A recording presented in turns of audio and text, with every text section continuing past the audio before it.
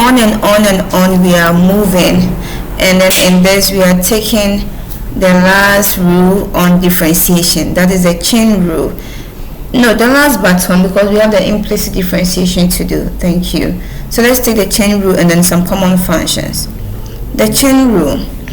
The idea of a chain rule is such that, assuming, let me change the pen to green or red should do. Assuming I have a function y, this y also depends on another function of variable u, and this u also depends on a variable x. So it's like, that's a chain.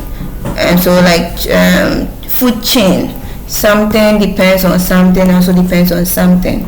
Yeah, so that's the idea for the chain rule.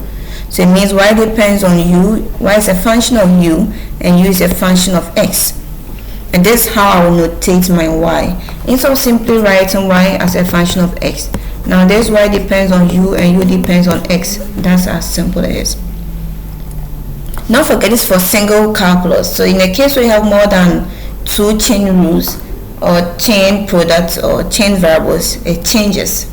We don't use this, but we are sticking to one independent variable. And so in that case, if I want to find the derivative, it is the first guy respect to the u, and then the u respect to the x. This is a multiplication time, not x. So let me just use dot. So y respect to u, and then u respect to x. And that is how the derivative is done, as simple as that. So let's take 3 examples on this. So example 1. Here we have y x and sine x square. Now someone will say that I don't see any y of u here and u depend on x, because the question is strictly y of x.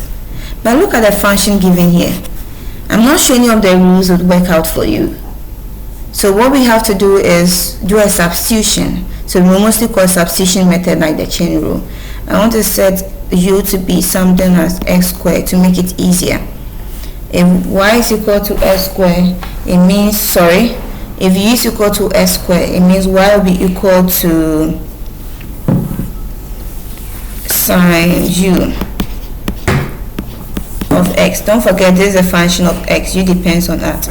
And this means that y prime is dy du times du dx. So let's find du dx here. I can write as u prime of x. This will be equal to, by the power root, 2x. Now y prime of u respect to u, I get negative cos x from the special functions. Okay, instead of cos x, it's supposed to be cos u, because you are dealing with sine u. This is sine u, so it becomes cos u. Okay, so let's do a substitution here. dy du is cos u times du dx is 2x. So this is simply 2x cos u. But this u in our question that is not applicable. So you have to do a back substitution. 2x cos x squared, because you set u equal to x squared, and that is your answer. If you can expand, you are good to go. If not, you leave your answer in that form. Now in the case I ask for y prime, what do you think you must do here? Which rule do you think is going to work here? It's only going to be a product rule. Why? Because my u of x is 2x, my v of x is cos x squared. So able to differentiate this, you must apply the chain rule again, and so that's what you're going to get for the product rule. Okay, example 2. I have example 2. I have 5x minus 2 up to the power cube, and I'm asked to find the first derivative. So I'm going to set u to be 5x minus 2.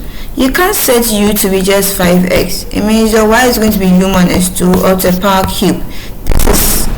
This will still be a complicated thing to do, so always set your u to all the variables involved. It means my f of x is going to be u to the power 3. Again, my first derivative is going to be df du times du dx. And so what is df du?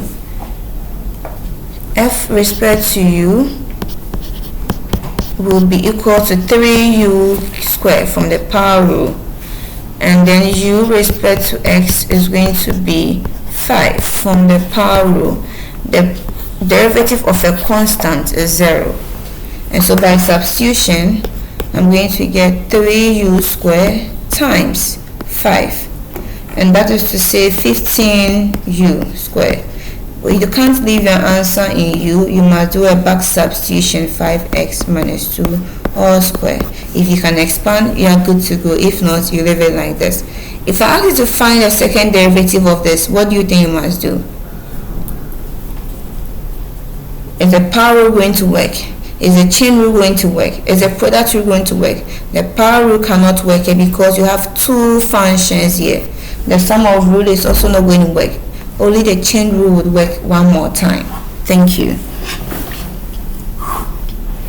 Now to the third example. I have x squared minus 1 all to the power 50. Someone will be wondering how or when do I use power rule and chain rule? Because I have more than one term, the power rule can never work. Take note of that. If it was just x squared or x to the power 50, I can use the power rule. But because it's more than one term, I can't use the power rule. So this is where the chain rule becomes handy. So let's set u to be some x squared minus 1. And then it means that h of x becomes u to the power 50. And so what is h prime? H prime becomes the h du, because h now depends on u, times du dx. So let's find the h du. The h du from here becomes, by the power rule, I'm going to get 50 u to the power 49. And then from here, if I want to find the u dx, I'm going to get, from the power rule, I'm going to get 2x. There's a sum and difference property, don't forget, 2x. So there's a substitution. I'm going to get 50u to the power 49 times 2x. And that's going to give me 50 times 2, that is 100x times u to the power 49.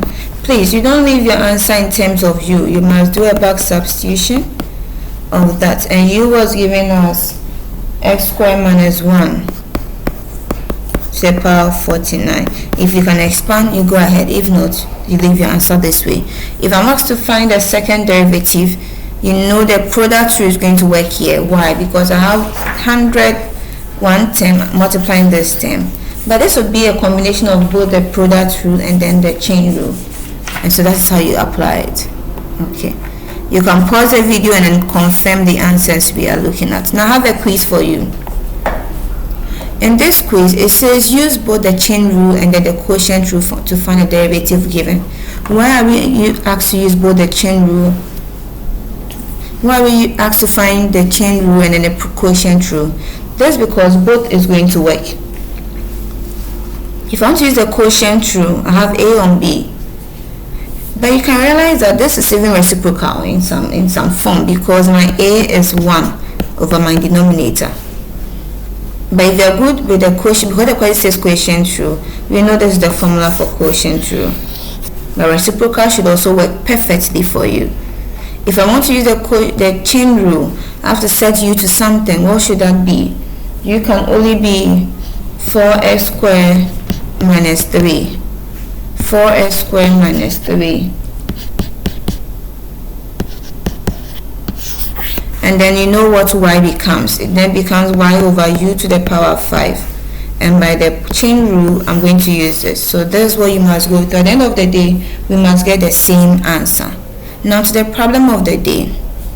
So do the class quiz for me and let's see our answers in the comment section. With the problem of the day, we have a bakery. The bakery is looking at energy cost for baking. The energy cost depends on the temperature of the oven. The temperature of the oven, it says, depends on the time in which the oven was switched on. So you see the chain rule here. It should strike you that it's a chain, because energy depends on temperature So energy depends on temperature, and temperature depends on the time. But the energy function is giving us this. The temperature function is also giving us that. And we are asked to find the change in the energy cost or energy consumption with respect to time, not temperature. It is not with respect to time. So what do you think you must do? Is the product rule going to work? Are you going to use the power rule? Are you going to use the quotient rule? Are you going to use the chain rule or reciprocal rule? Which rule are you going to use? Let's have the answer. And when you get that correct, go ahead and find the change with respect to time. And when you are done, find the change with respect to time at t equal to 10. And that is the end of our problem of the day. In the few minutes left, we are going to take some few common functions. So the first one is the logarithm exponential. We are going to take just these two.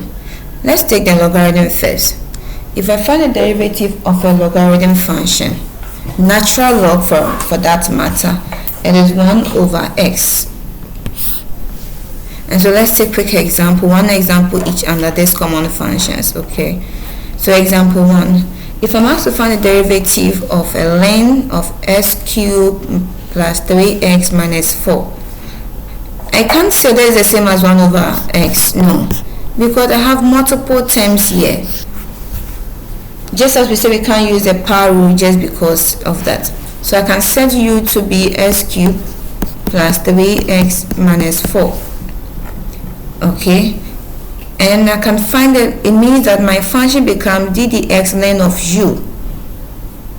So what do you think is happening here? We have to use the chain rule, because now ln depends on u and u is going to depend on x, or h. If I set this whole function to be some h, then h depends on u, u depends on x. So then the derivative here becomes dh du times du dx. And so what is dh du? dh du, because it's a ln function, I'm going to get 1 over u times du dx. The power rule plays here. I'm going to get 3x squared plus 3 minus 0, because it's a constant.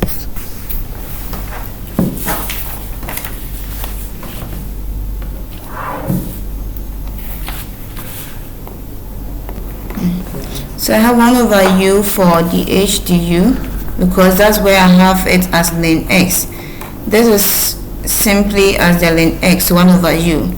And then du dx I get from the power rule that. So let's multiply. If I multiply, I'm just going to get 1 over u. Whatever function I have is what I have, because it's multiplication. But that's not the end of the day. You must do a back substitution for your u. And u was given as, yes, so 1 over s cubed plus 3x minus 4 times 3s squared plus 3.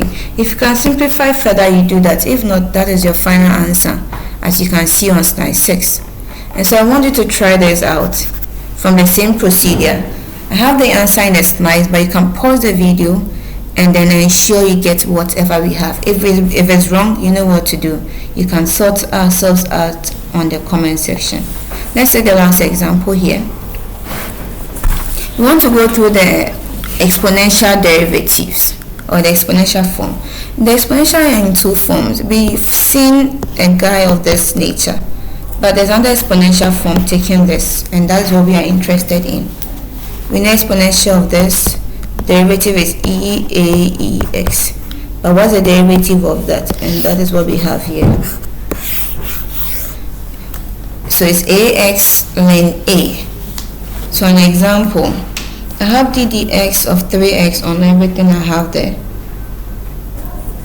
You can simply use the quotient rule. You should know why. So a is 3x. And so what is a prime? B is 3x plus 2. What is b prime? And what is b square? I know my b square can be 3x plus 2 all square. Now a prime is where the derivative becomes handy, because the derivative of as is ax then a. So what do you think we are going to have there? It's going to be 3x ln 3 because a is 3. And then what will be b prime? The same thing, so it's going to be 3x ln 3, but derivative of 2 gives you 0. So that's what we have. We are using this guys here as a to the power x. Wherever I see 3, it is a. And so let's just substitution into our quotient rule. B, that is 3x plus 2, a prime 3x ln 3 minus a 3x times b prime 3x ln 3 all over 3x plus 2 all to the power square. If you can expand this, you should be able to do, because of indices, we should be able to expand this in a simpler version as I have on my slide 7. So kindly take your time and then do that for me. The last example, then we take the problem of the day. If I have to differentiate, now we've moved from natural log, we're on the common log. If I have to differentiate such a function, it is giving us 1 over x ln a. So the x by the base a now takes the ln a. Note the difference between derivative of ax and derivative of log a x base a. They are two different things. Okay, so the last example on this, if I want to find the log of 3x 1 base 2, I can't simply use a formula because here has more than one term. I can't say this whole of x. No, it is 3x plus 1, so something must be done. The substitution method should work. So I can set x to be 3x plus 1, and my y now becomes log u base a. This is where I can apply the formula.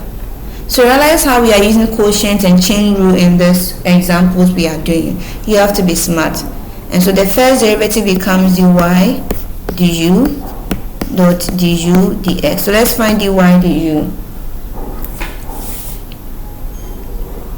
So dy du here will be 1 over x. X is 4. So your x is u. 1 over u ln a. But we know what a is. A is 2. So let's just do the correction swiftly. So I have log 2, 4. Why do I keep saying 4? It is rather u. So u ln 2. And then my u prime by power rule becomes 3. So by substitution, dy du is 1 over u ln 2 times du dx, which is 3. I have the answer as 3 on u ln 2. And you know you have to do a back substitution with your u ln 2. U was given as 3x plus 2, and that is what you have to do. Okay, now we have like 2 minutes more to go to tackle the problem of the day. Problem of the day.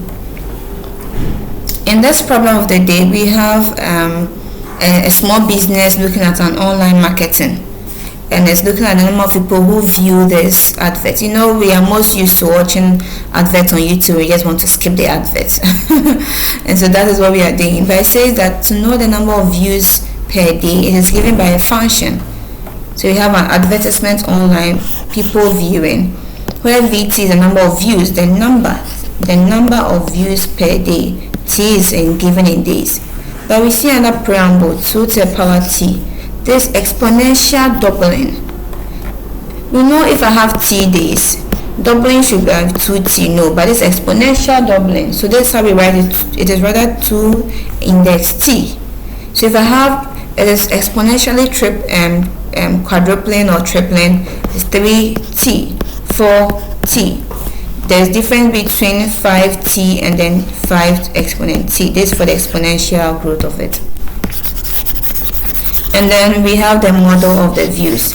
What we are asked to do is to find how fast the numbers of views are increasing on day 5. How fast should tell you are looking at derivatives, the small change with respect to number of days. So what do you think your v prime of t would be? And when you are done, you can find v prime at the 5 days should give you something. What rule are you using here? Are you using the product rule? Are you using the chain rule? Are you using the exponential rule? Which rule are you implementing here? And that should help you solve the problem of the day. And so thank you very much. In my next, we are going to look at the implicit differentiation. Bye.